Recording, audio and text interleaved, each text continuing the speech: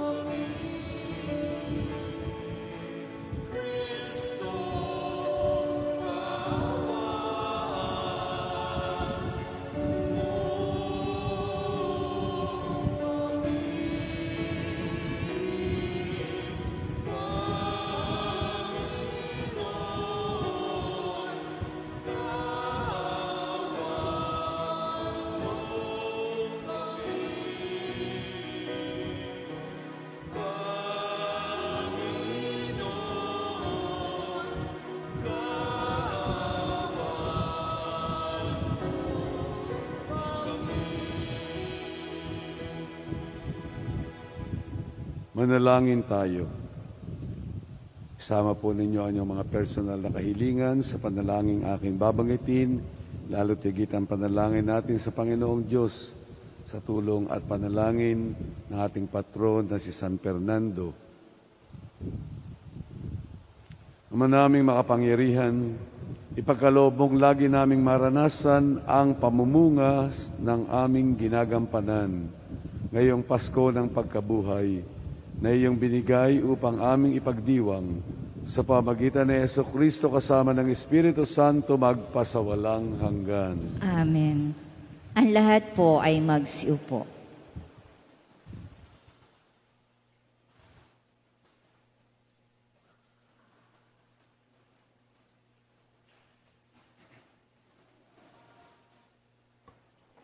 Pagbasa mula sa mga gawa ng mga apostol. Mula sa Troas, tuloy-tuloy kaming naglayag patungong Samotracia at kinabukasay sa Neapolis. Mula rooy nagtungo kami sa Pilipos, isang kolonyang Romano at pangunahing lungsod sa dakilang iyon ng Macedonia.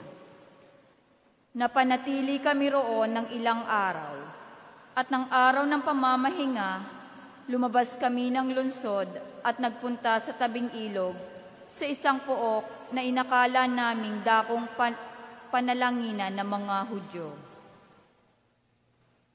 Naupo kami at nakipag-usap sa mga babaeng nagkakatipon doon.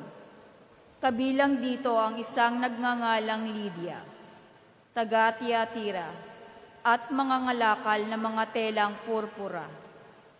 Siya may takot sa Diyos.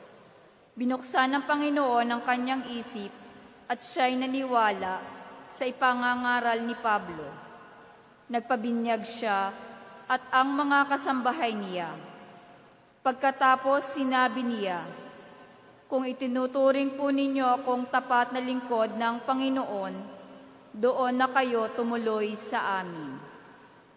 Mahigpit ang kanyang anyaya, kaya't hindi namin napahindian. Ang salita ng Diyos.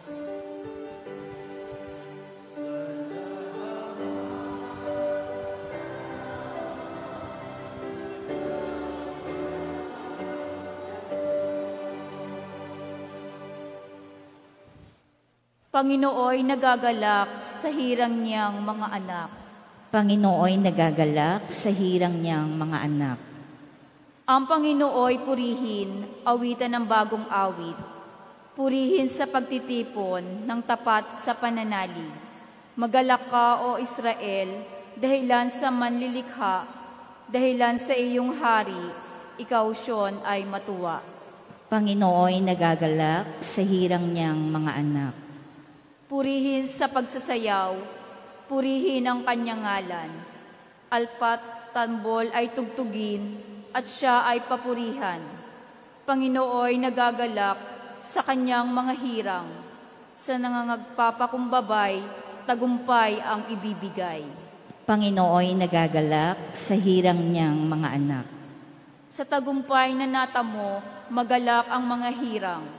Sa kanilang pagpipista ay magsaya't mag-awitan.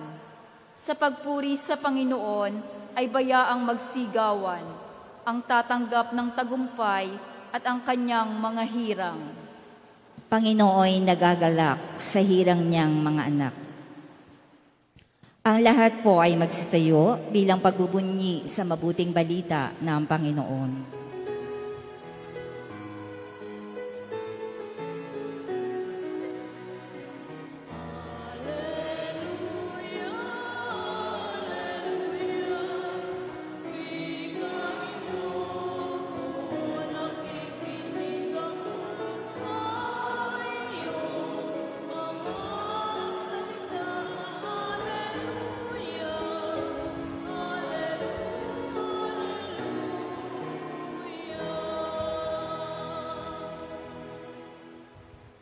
Sumainyo ang Panginoon.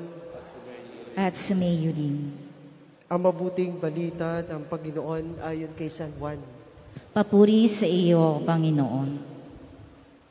Noong panahong iyon, sinabi ni Jesus sa kanyang mga alagad, "Ngunit ang patnubay, ang Espiritu ng katotohanan, ang paparito mula sa Ama.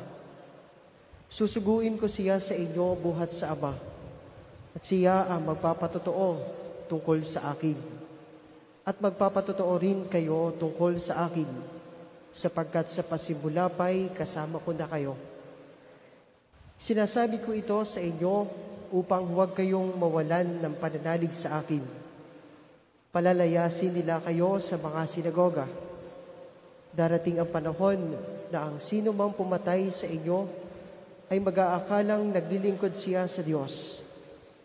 At gagawin nila ito sapagkat hindi nila ako nakikilala ni ang Ama.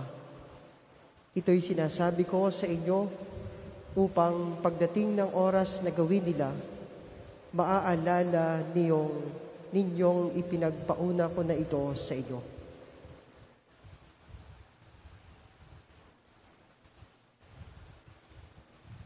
Mga kapatid, ang mabuting balita ng Panginoon. Pinupuri ka namin, Panginoong Hesu Kristo. Ang lahat po ay magsiupo.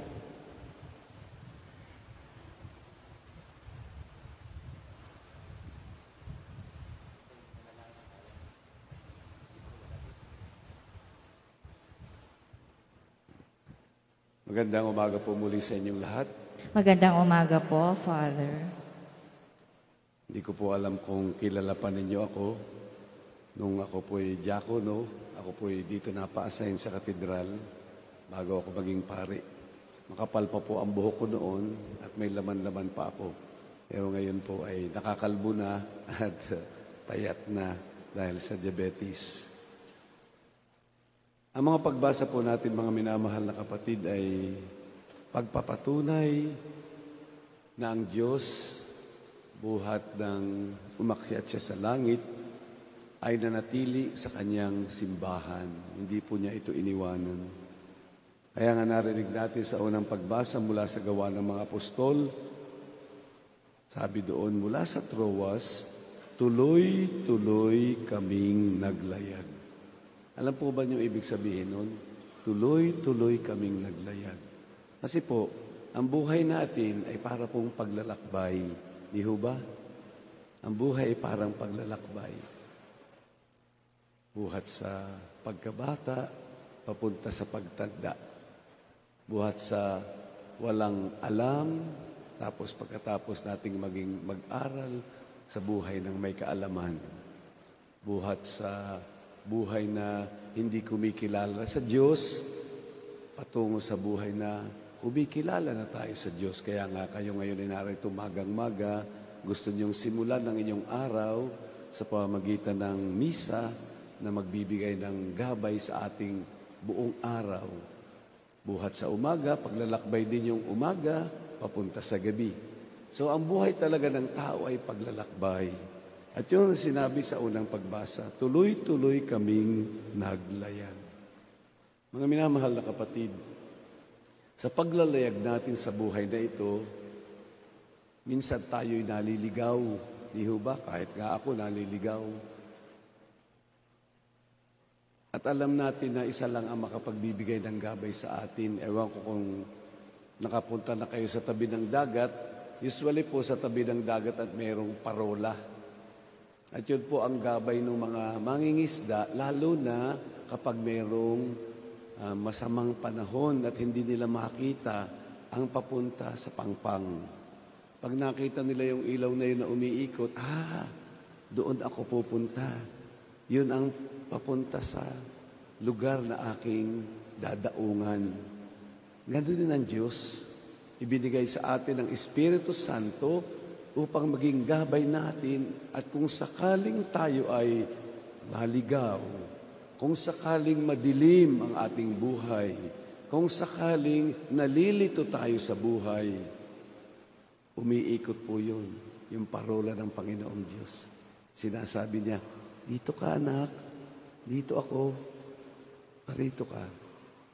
Kaya nga ho, itong mga pagbasa natin ngayong panahon ng pagkabuhay ay punong-puno ng magagandang aral upang tayong mga anak ng Diyos, sakali mang tayo'y maligaw, sakali mang tayo ay manghina sa paglalakbay, sakali mang madiliman ng ibang aral ang ating isip, na napakarami po ngayon, lalo na yung mahihilig magbasa ng mga TikTok, di ba ba? Kung ano-anong narinig ninyo doon, akala ninyo, yun na ang sagot, pero hindi po. Ang sagot ay yung parola ng Panginoong Diyos. Kaya kung mangyari yun sa atin, alam natin kung paano tayo babalik sa tamang daan ng Panginoong Diyos. Ngayong Lunes sa ika-6 na linggo ng pagkabuhay, habang inihahanda natin ang ating sarili sa pagdiriwang ng pag-akyat ng Panginoong Diyos, hilingin natin sa tulong ng panalangin ng ating mahal na patron na si San Fernando, na lagi nating makita yung liwanag na iyon. Upang sa ganun, kung maligaw man tayo, alam natin kung paano tayo babalik sa daang patungo sa Panginoong Diyos. Amen.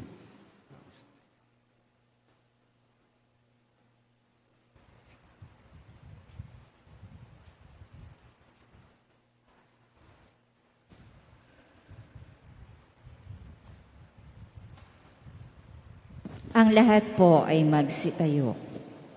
Marami ang nagpatotoo sa kanilang pananampalataya sa pamamagitan ng kanilang buhay. Dahil sa kanilang halimbawang nagdudulot ng inspirasyon sa atin, tumawag tayo sa Diyos na ating Ama at sabihin natin sa Kanya, Panginoon, dinggin mo ang aming panalangin. Panginoon, dinggin mo ang aming panalangin. Ang mga pinuno ng simbahan, naway walang patid na magsikap sa paghahatid ng mensahe ng Diyos ng pagsisisi sa kasalanan sa mga taong may mga pusong tapat na naghahanap sa Diyos. Manalangin tayo sa Panginoon. Panginoon, dinggin mo ang aming panalangin. ang mga politiko at mga taong tinitingala sa larangan ng politika naway maging mga kasangkapan ng katotohanan ni Kristo sa pamamagitan ng marangal nilang pamumuhay. Manalangin tayo sa Panginoon. Panginoon, dinggin mo ang aming panalangin. Ang mga pagsubok na dinaranas natin araw-araw, naway hindi magpahina ng ating loob at sa halip ay magpalago ng ating pananampalataya. Manalangin tayo sa Panginoon. Panginoon, dinggin mo ang aming panalangin. Ang mga may sakit, naway maging matatag sa kanilang pananampalataya at masigasig sa kanilang mithiin. Manalangin tayo sa Panginoon. Panginoon, dinggin mo ang aming panalangin. Ang mga yumao, naway makatagpo ng kapanatagan at kaligayahan sa kaharian ng Diyos. Manalangin tayo sa Panginoon. Panginoon, dinggin mo ang aming panalangin. Ibulong po natin sa Panginoong Diyos sa katahimikan ang ating mga personal na kahilingan. Manalangin tayo sa Panginoon. Panginoon, dinggin mo ang aming panalangin. Ama, pagkalooban mo kami ng karunungan at katatagan sa pamamagitan ng banal na Espiritu upang kami ay maging malakas at matatapat na saksi ng iyong pag-ibig sa bawat yugto ng aming buhay. Hiniling namin ito sa pamamagitan ni Kristo ang aming Panginoon at sa pamamagitan ng panalangin ng mahal na Birheng Maria sa ating pagdalangin. Aba, Ginoong Maria, napupuno ka ng grasya. Ang Panginoong Diyos ay sumasa iyo. Bukod kang pinagpala sa babaeng lahat, pinagpala naman ng iyong anak na si Jesus. Santa Maria, Ina ng Diyos, ipanalangin mo kaming makasalanan, ngayon at kung kami mamamatay. Amen. Ang lahat po ay magsiupo.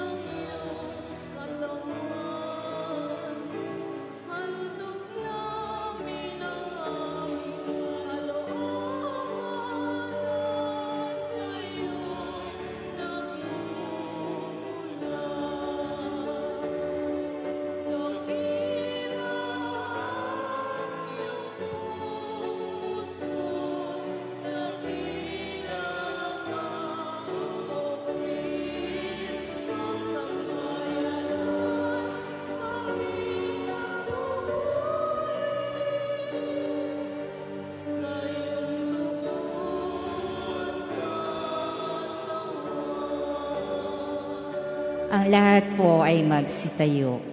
Manalangin kayo mga kapatid upang paghain natin ay kalugdan ng Diyos sa mga makapangyarihan.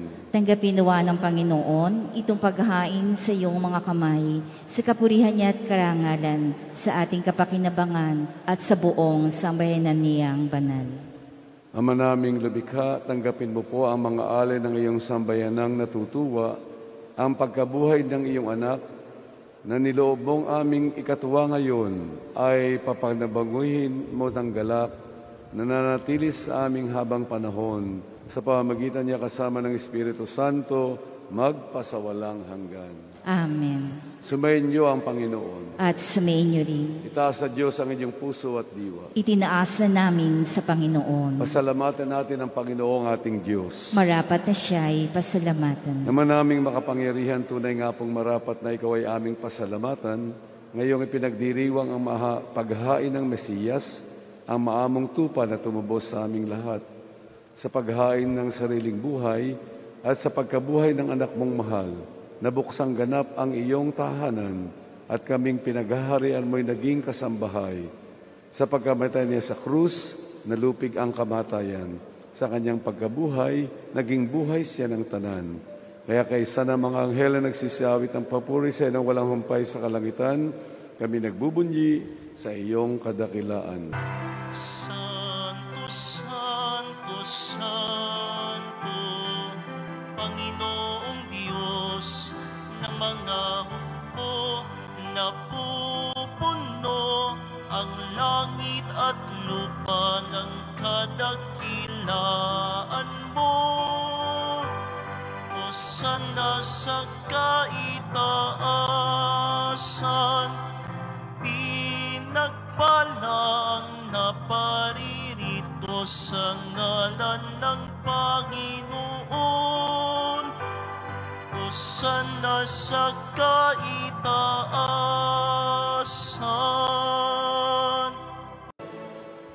Ama naming banal, ikaw ang bukal ng tanang kabanalan, kaya't sa pamagitan ng Espiritu o yung banal na makaloob na ito, upang para sa aming maging katawan at dugo ng aming Panginoong Heso Kristo. Bago niya pinagtiis ang kusang loob na maging handog, hinawakan niya ang tinapay. Pinasalamatan kaniya, pinagati-hati niya iyon, iniabot sa kanyang mga lagad at sinabi, tanggapin ninyong lahat ito at kanin. Ito ang aking katawan na ihahandog para sa inyo.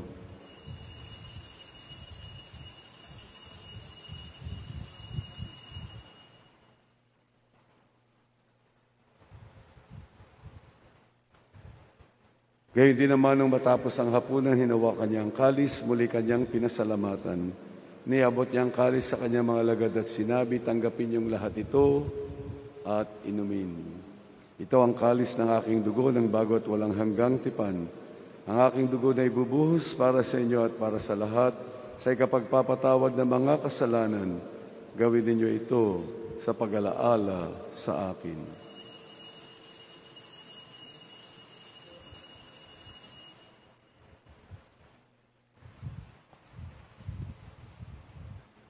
Ipagbunyi natin ang misteryo ng pananampalataya.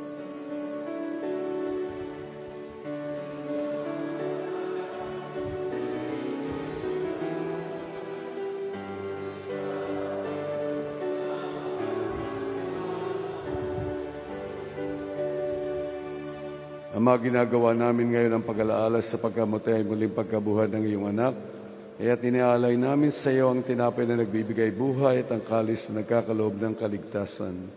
Kami nagpapasalamat dahil kami yung minarapat tumayo sa harap mo para maglingkod sa iyo. Sinasama namin kaming magsasalo-salo sa katawan at dugo ni Kristo ay mabuklod sa pagkakaisa sa pamamagitan ng Espiritu Santo. Ama, lingapin mo ang iyong simbahang laganap sa buong daigdig. Puspusin mo kami sa pag-ibig kay San Francisco na aming Santo Papa at ni Melry naming Obispo at ng Tanang Kaparian. Alalahanin mo rin ang mga kapatid naming nahimlay na may pag-asang sila'y muling mabubuhay. Gayon din ang lahat ng mga pumanaw. Kaawaan mo sila at patuloyin sa iyong kaliwanagan. Kaawaan mo at pagindapatin kaming lahat na makasalo sa iyong buhay na walang wakas, kaysa na mahal na Birheng Maria na Ina ng Diyos, na kabiyak niyang pusong si San Jose, kaysa ng mga apostol, kaysa ni San Fernando at ng lahat ng mga banal na namuhay dito sa daigdig ng kalugod-lugod sa iyo, may pagdiwang nawa namin ng pagpupuri sa ikararangal mo sa pamamagitan ng iyong anak na aming Panginoong Heso Kristo. Sa pamagitan ni Kristo, kasama niya at sa Kanya ang lahat ng parangal at papuri sa iyo, Diyos, sa mga makapangyarihan, kasama ng Espiritu Santo, magpasawalang hanggan.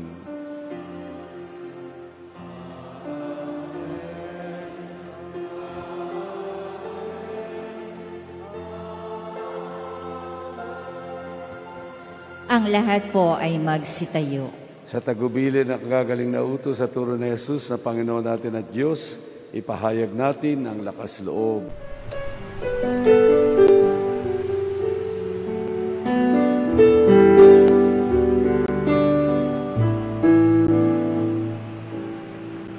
Ama namin, sumasalangit ka, sambahin ang ngalan mo, mapasamin ang kaharian mo, sundin ang loob mo dito sa lupa para nang sa langit. Bigyan mo po kami ngayon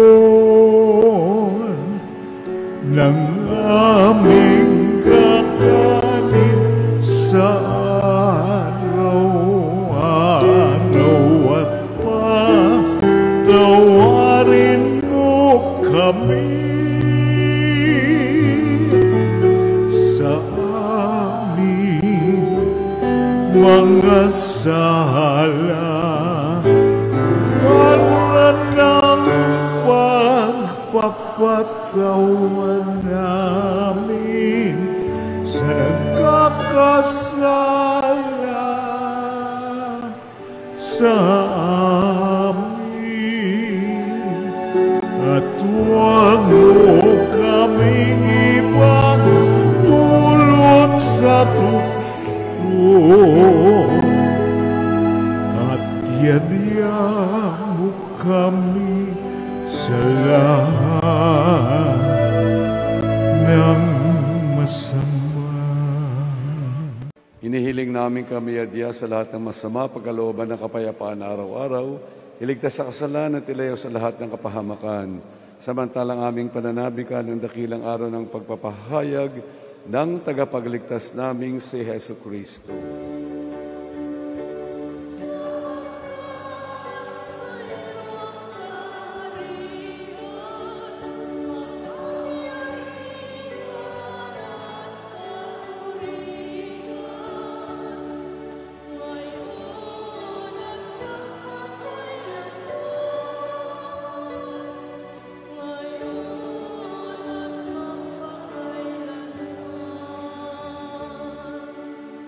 Panginoong Jesucristo, sinabi mo sa iyong mga apostol, kapayapaan ang iniiwan ko sa inyo, ang aking kapayapaan ang ibinibigay ko sa inyo. Tunghayan mo ang aming pananampalataya at huwag ang aming mga pagkakasala. Pagkalooban mo kami ng kapayapaan at pagkakaisa ayon sa iyong kalooban, kasama ng Espiritu Santo magpasawalang hanggan. Amen. Ang kapayapaan ng Panginoon ay laging sumainyo. At sumainyo rin. Ibahagi po natin ang kapayapaang tinanggap.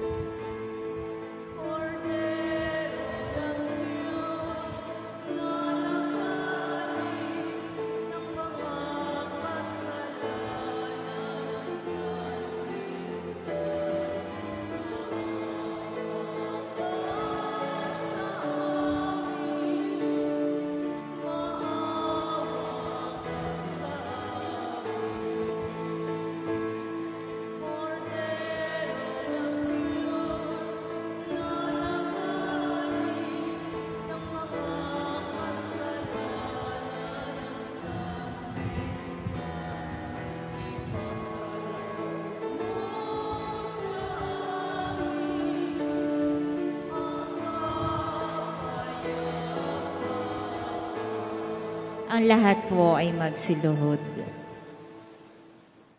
Mga kapatid, ito si Kristo, ang kordero ng Diyos, nag-aalis ng mga kasalanan ng salibutan.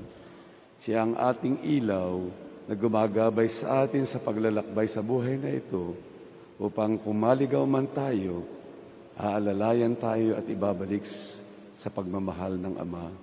Mapalad tayong inanyayahan sa kanyang banal na piging. Panginoon, hindi ako dapat magpatuloy sa iyo. Ngunit sa isang salita mo lamang ay gagaling na ako.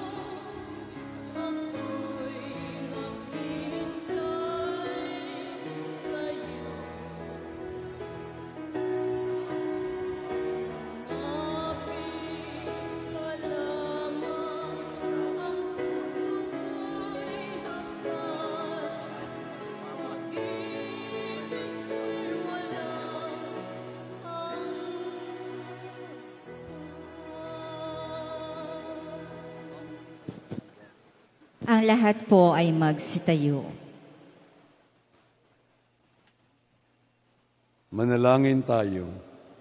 Naman namin papagmahal, tunghayan mo at lingapin ang iyong sambayanan na minarapat mong makinabang sa piging ng pagpapakailanman. Pagkaloob mo kaming maluwalhating makarating sa pagkabuhay na nagtatampok sa amin sa iyong piling, sa pamamagitan ni Jesucristo kasama ng Espiritu Santo, magpasawalang hanggan. Amen. Inaanyayahan po sa unahan ng mga nagdiriwang ng kanilang kaarawan, nagdiriwang ng anniversary ng kanilang kasal, nakatakdang mga ibang bansa at sasailalim sa pagsusulit. Maaari po kayong lumapit sa unahan para sa panalangin at pagbabasbas. Isusunod po ay ang pagbabasbas sa mga religious articles. Mangyaring lumapit na rin po kayo sa unahan. Maraming salamat po.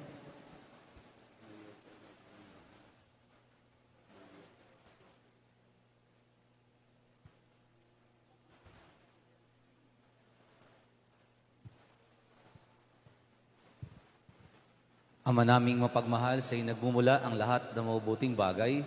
Hinihiling naming basbasan mo ang mga kapatid naming nagdiriwang ng kanilang kaarawan, anibersaryo na kasal, nakatakdang mga ibang bansa o sasailalim sa pagsusulit.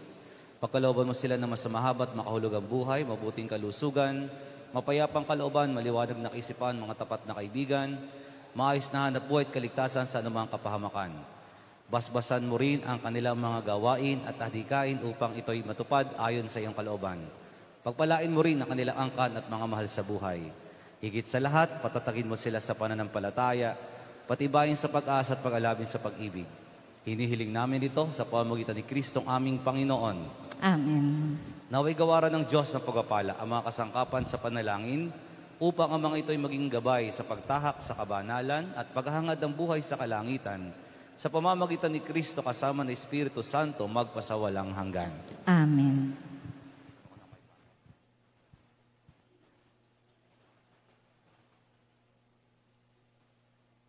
Palakpakan po natin ang ating mga birthday celebrants. Happy birthday po sa inyong lahat.